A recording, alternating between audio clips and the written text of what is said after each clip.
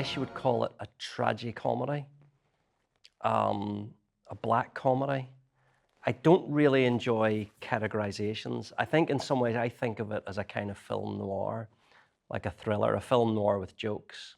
Sometimes film noirs, when you hear about them on stage, don't really work. So I hesitate about calling it that, but yeah, it's a kind of comic thriller, absurdist, tragicomedy.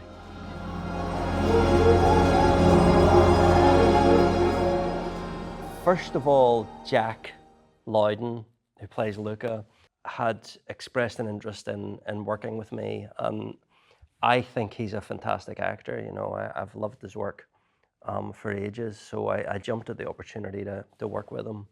I tend to write specifically for actors. I like to think of an actor and write the part around them. So I thought, what would I like to see him do? Well, I'd like to hear him use his own accent. We don't. He's often on screen, he plays English characters, and I thought I'd like to hear him use his own accent for a change. He's really good at comedy, and again, he doesn't play comedy characters a lot.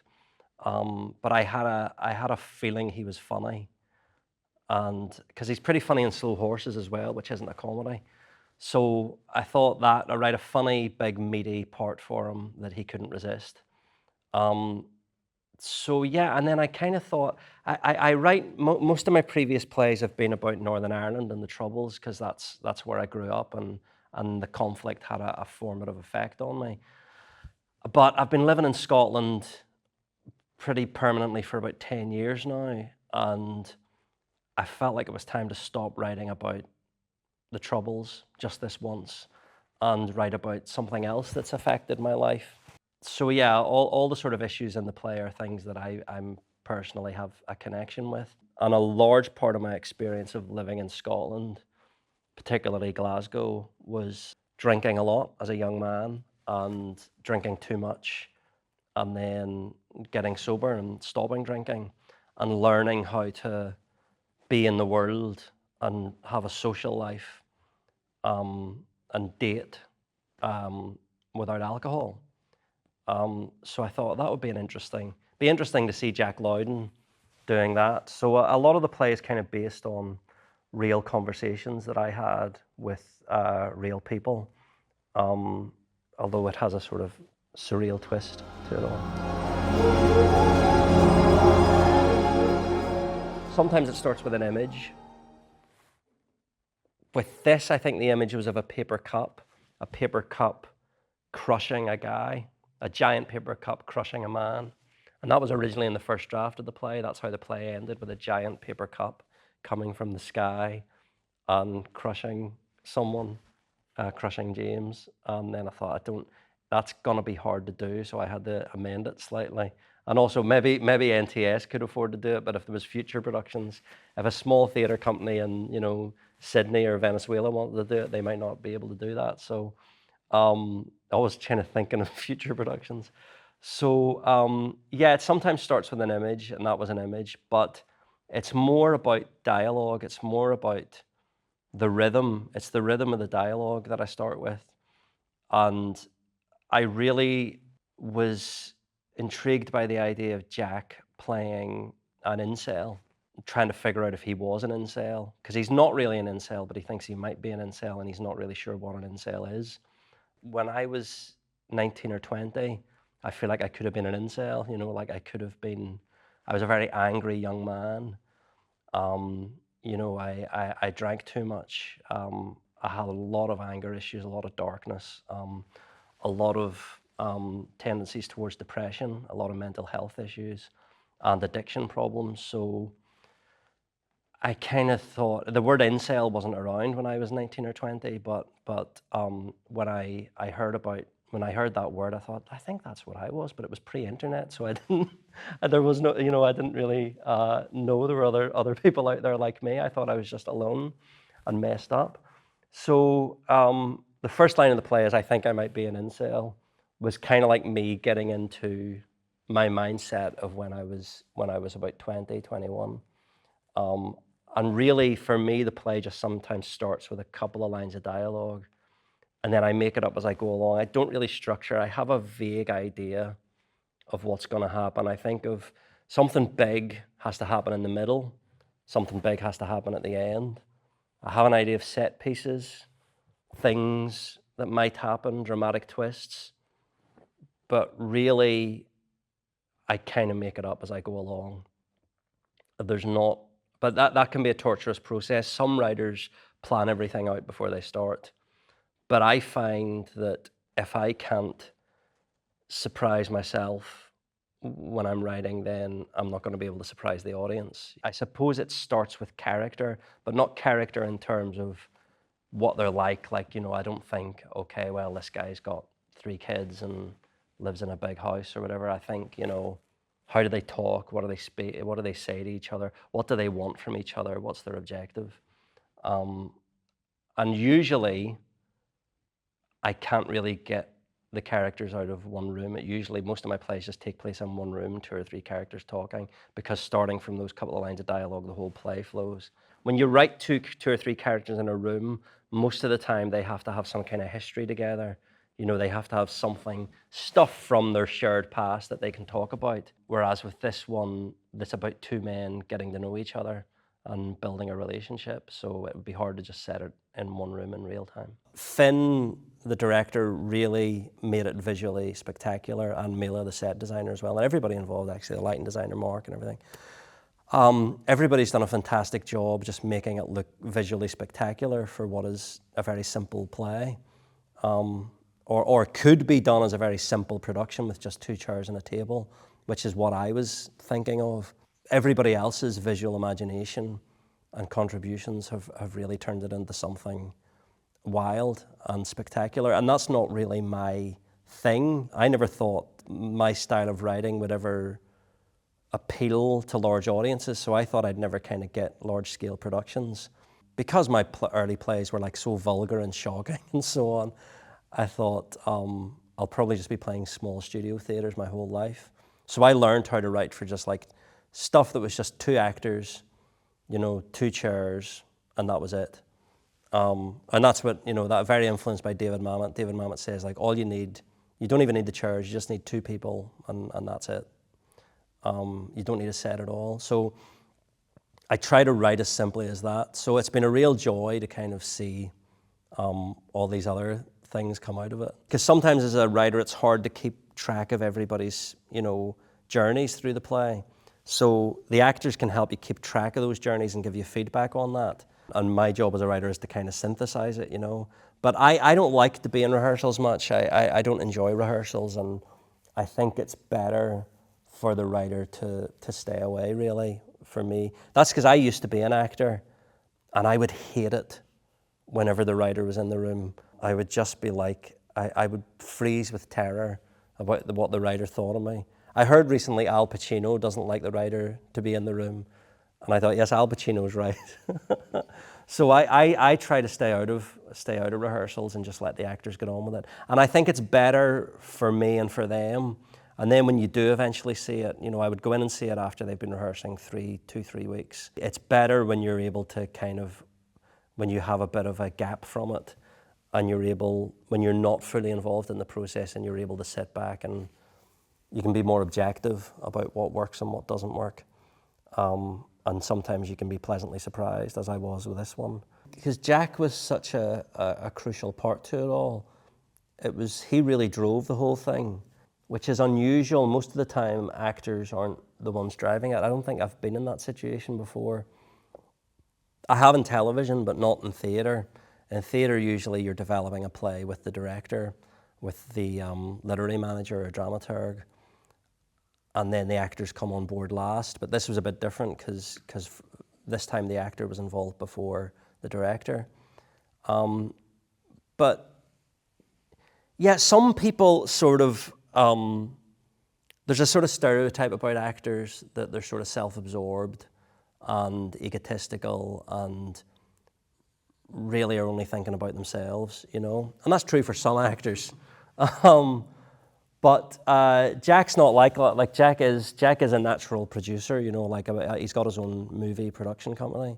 He has a good head for story and doesn't just think about Luca, you know, the character he's playing. He was also thinking about James and really getting what was right for the story.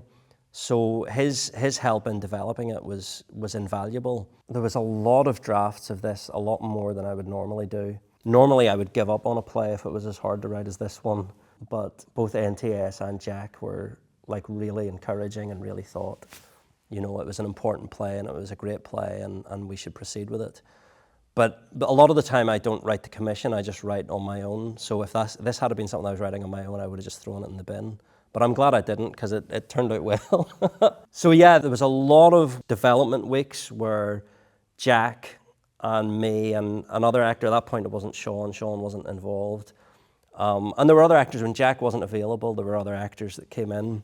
And then eventually Finn came in, and he was directing it. And Finn's really great on script as well. So once he came in, things started to get a lot easier too. Because it is quite a hard play to work out.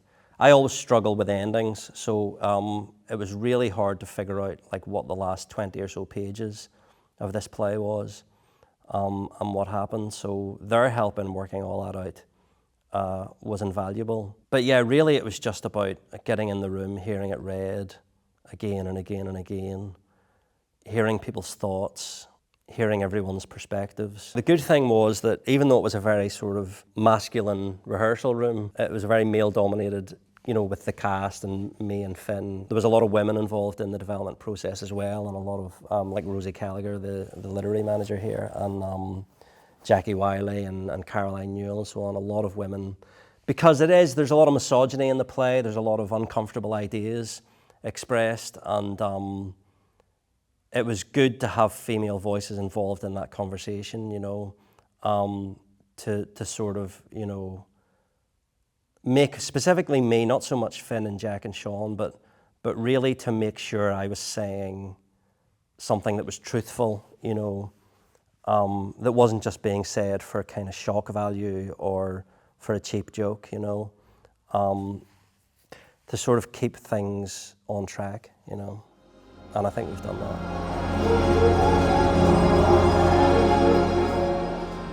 I remember a teacher in school saying to me, we were studying poetry, I think it was Philip Larkin, and we were talking about the themes that are in Larkin, and this teacher said, but you know, when a writer's writing, they're not thinking about themes, they're just kind of writing about whatever's happening in their lives or whatever they want to write about. And that always stuck with me. But yeah, I guess for me, the themes are certainly alcoholism and identity and masculinity. But I guess I don't really think of those as themes. I just think of those are things that I have a lot that I want to speak about personally. Like the work is always personal and subjective to me. I never feel like I'm sort of objective. I always feel like I'm in it. You know, I always feel like the characters are just parts of me or parts of my subconscious.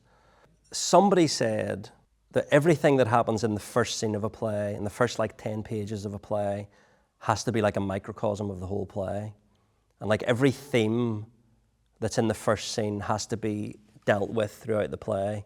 And I liked the fact that the play sort of begins with a discussion of homosexuality and then ends with that.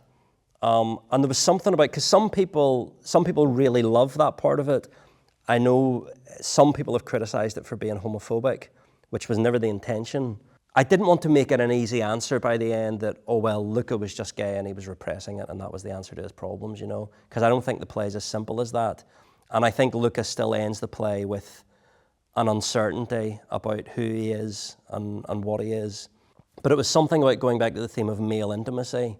It's kind of like, you could say the theme of the whole play is the horror of male intimacy, you know, like two men who have to be intimate with each other, placed in a situation where they're forced to be intimate with each other and they're uncomfortable with it. And it sort of is that's what comes back to the end of the play when Luca says that he has this gay experience but he's not gay. It's him trying to work out what male intimacy is, you know, like, and how he confronts and deals with his horror of male intimacy. I don't know if Finn, the director, or the actors would agree with this, but for me, the big moment in the play is when they have the argument about the existence of God, or It's really sort of AA versus Christianity, which I think is at the heart of the play. You know, this argument. Luca starts quoting the Bible, and then James starts going through all the wrongs that the church have done through the years. I think that kind of philosophical, theological argument is sort of at the heart of the play. You know, it's really about an ideological conflict, a religious conflict. So even though I was trying to get away from writing about the Troubles, basically this is still a play about a religious conflict. You know, because when I was going to AA, I didn't believe in God, and now I do believe in God. And that was an interesting thing to kind of talk about, because, again, this is something, it's a very secular world we live in, and you don't see a lot of plays where people talk about God or Jesus like it's a real thing that people experience. And it's a central thing of recovery from addiction, that many people believe you need a spiritual element to it. So I really love that moment, and I think it's central to the play, and that's where their relationship really starts to fracture. That's where they've been getting along well, they've been forming a relationship, they're building a friendship, and then at that point, that's their first big argument, and that's when they crack. But that's when the play really starts to spin off, where James kind of loses control of Luca, because it really is kind of a play about control and power, and who has the control and who has the power. I was actually very influenced by I've only remembered this now, I had forgotten this, by a film, his name I can't remember, First Reformed was the film, and it's a Paul Schrader film starring Ethan Hawke. And it's about a minister who's going through a crisis of faith. I only saw it once and I loved it, but I can barely remember it. But it was brilliant. And this minister has a crisis of faith. And there's a moment in it, it's a very naturalistic film, but there's a moment in it where he falls in love and he's kissing this woman, and then they start floating off into space. And it's sort of like, for a minute, the film becomes kind of magical realist. And then reading about it later, and the writer-director had said it was meant to symbolize, you know, how this man's life is very staid and boring. But then when you fall in love, or when you find God, your life can just take on a magic. And so I wanted this play to have that kind of thing, that it was very naturalistic, it was just two men having a conversation, but these surreal things started to happen, which is connected with the whole themes of God and sex and sexuality and all that. So the bunny rabbit specifically, I just liked the idea of one of the characters being dressed as a bunny rabbit at some point, but that he didn't know he was dressed as a bunny rabbit, and that it was all happening in the other character's head. And I think Finn noticed this and said what he liked about it was, it's the beginning point when James starts to lose control of Luca, and Luca starts developing his own path, going down his own path. It's where the authority of James starts to be undermined, because he really respects this guy's authority. But then how can you respect him when you keep seeing him as a giant bunny rabbit? So yeah, but it was Finn's idea, I think, or maybe Mila's idea, to have the bunny rabbit appear, which I think is a really great moment. It's really fun and really scary and nightmarish. For me, it's interesting as well watching it now, because I think there's an interesting connection between Christianity and bunnies, in that Easter is meant to represent, you know, the resurrection. And instead, in our culture, we think of bunnies and chocolate eggs, you know. So it's like, it's an interesting sort of, I don't know what it is, but there's something interesting in that Luca finds Jesus, and then he also starts seeing bunnies everywhere.